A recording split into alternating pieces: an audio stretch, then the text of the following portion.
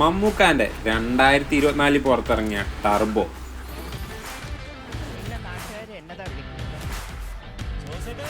ഏകദേശം 72 കോടിയാണ് ബോക്സ് ഓഫീസിൽ നിന്ന് ഈ പടം വാരിയത്.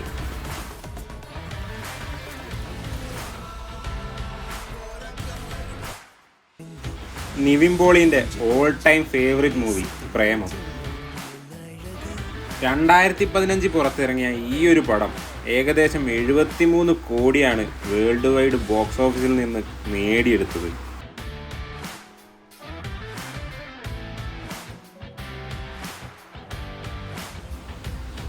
തുടരെ നല്ല കിടിലൻ ക്വാളിറ്റി പടങ്ങൾ സമ്മാനിക്കുന്ന ആസിഫ് അലിയുടെ 2024 പുറത്തിറങ്ങിയ കിഷ്കിന്ദ കാണ്ഡം.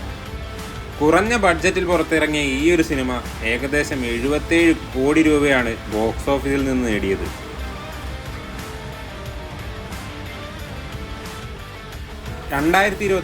കൊറോണ കാലത്ത് തകർന്നടിഞ്ഞിരുന്ന മലയാള സിനിമയെ കൈപിടിച്ചുണർത്തിയ സിനിമയാണ് DQന്റെ കുറുപ്പ്. ഏകദേശം 78 കോടി രൂപയാണ് ഈ സിനിമയുടെ world wide collection.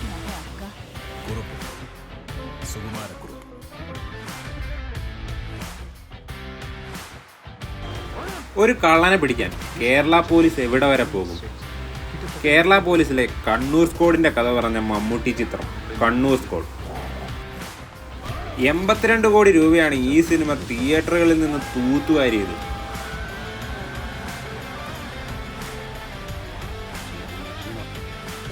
Vineeth Sreenivasan, ആ ഒരൊറ്റ പേര് മതി പടത്തിന് ആൾക്കാർ കയറാൻ എന്ന് കാണിച്ചു തന്ന 2024 പുറത്തിറങ്ങിയ വർഷങ്ങൾക്ക് ശേഷം.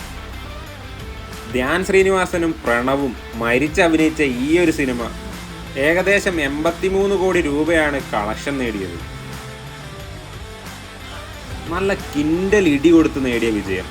അതാണ് 2023 പുറത്തിറങ്ങിയ RDX. പെപ്പയും ഷൈനികവും നീരജ് മാധവും എല്ലാവരും തകർത്ത് അഭിനയിച്ച പടം.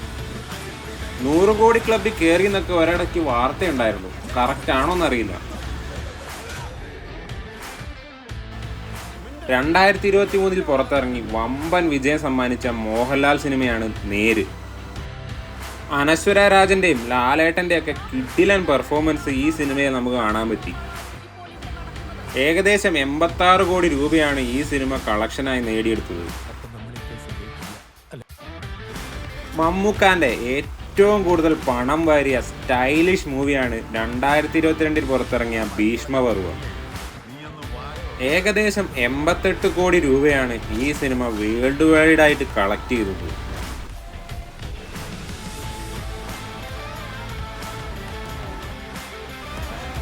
ബേസിലിന്റെയും രാജുവേട്ടന്റെയും ഒരു കിടിലൻ കോമഡി കോംബോ. 2024 പുറത്തിറങ്ങിയ ഗുരുവായൂർ അമ്പലനടയിൽ 90 കോടിക്ക് മുകളിലാണ് ഈ സിനിമ വേൾഡ് വൈഡായി കളക്ട് ചെയ്തത്.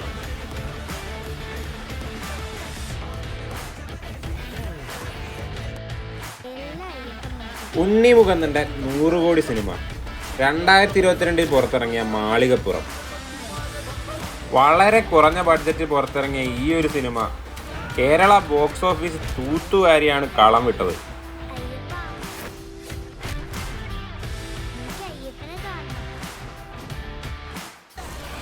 ടൊവിനോയുടെ കരിയറിലെ തന്നെ ഏറ്റവും വലിയ മൂവി അതായിരുന്നു 2024 പുറത്തിറങ്ങിയ ARM.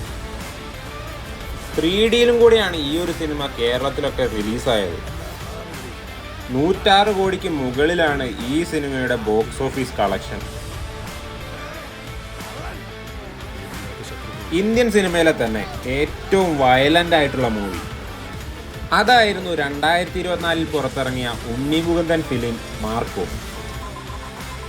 ഏകദേശം 110 കോടി രൂപയാണ് ഈ സിനിമ നേടിയെടുത്തത്.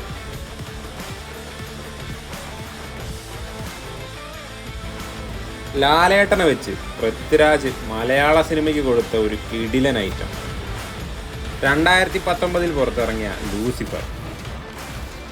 ഏകദേശം 129 കോടിക്കടുത്താണ് ഈ സിനിമയുടെ കളക്ഷൻ.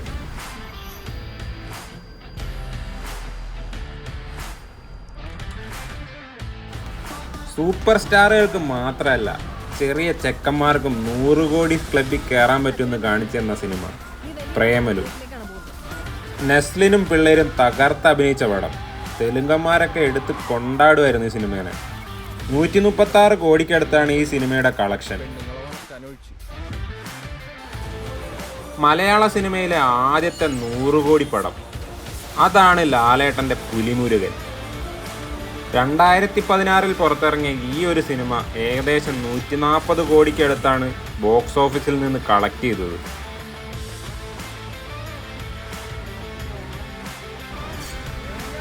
ഫഫയുടെ രംഗണ്ണനും പിള്ളേരും കൂടി 2024 ബോക്സ് ഓഫീസിൽ നിന്ന് കളക്ട് ചെയ്തത് ഏകദേശം 156 കോടിക്കടുത്താണ്. രംഗണ്ണൻ്റെയും അമ്പാൻ്റെയൊക്കെ കിടിലം പെർഫോമൻസ് ആയിരുന്നു ആവേശം എന്ന ഈ ഒരു പടത്തിൽ നമുക്ക് കാണാൻ പറ്റിയത്.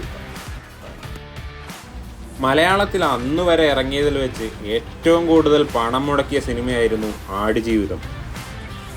ഇതിനു വേണ്ടി പൃഥ്വിരാജ് എടുത്ത ആ ഒരു ബോഡി ട്രാൻസ്ഫോർമേഷനൊക്കെ സമ്മതിച്ചു കൊടുക്കണം. 158 കോടിക്കടുത്താണ് ഈ സിനിമ ബോക്സ് ഓഫീസിൽ കളക്ട് ചെയ്തത്. കേരളത്തിൽ 2018 ഫ്ലഡിനെ ആസ്പദമാക്കി ഇറങ്ങിയ സിനിമ 2018. ചാക്കോച്ചനും ടൊവിനോയും ആസിഫ് അലിയും അങ്ങനെ ഒരുപാട് താരങ്ങളുണ്ടായിരുന്ന ഈ ഒരു സിനിമ ബോക്സ് ഓഫീസിൽ നിന്ന് നേടിയത് ഏകദേശം 177 കോടി രൂപയ്ക്കടുത്താണ്. മലയാളത്തിലെ ആദ്യത്തെ 200 കോടി സിനിമ. പ്രേമലു തെലുങ്കന്മാരാണ് ഏറ്റെടുത്തതെങ്കിൽ മഞ്ഞുമ്മൽ ബോയ്സ് ഏറ്റെടുത്തത് തമിഴന്മാരായിരുന്നു. ഏകദേശം 242 കോടിയാണ് ഈ ഒരു സിനിമ ബോക്സ് ഓഫീസിൽ നിന്ന് നേടിയത്.